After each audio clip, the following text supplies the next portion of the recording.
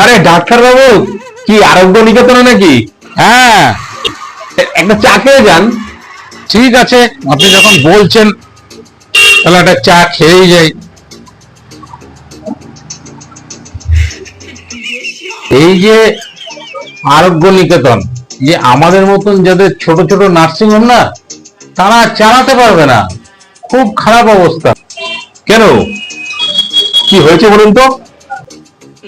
আর কেন, আরে কালকেই তো একটা রোগী সুস্থ হয়ে রাত্রিবেলা বাড়ি চলে গেল। একটা রোগী ভালো হয়ে বাড়ি চলে গেছে, এটা তো খুবই ভালো খবর। হ্যালো, আরে আজকে সকালে খবর পেলাম যে রোগীটাকে কালকে রিলিজ করে দিচ্ছি, সে নাকি কোটিপতি, আর আমি মাত্র রাখলাম 7 দিন। তাহলে চলবে নার্সিংহোম? জীবনেও চলবে না।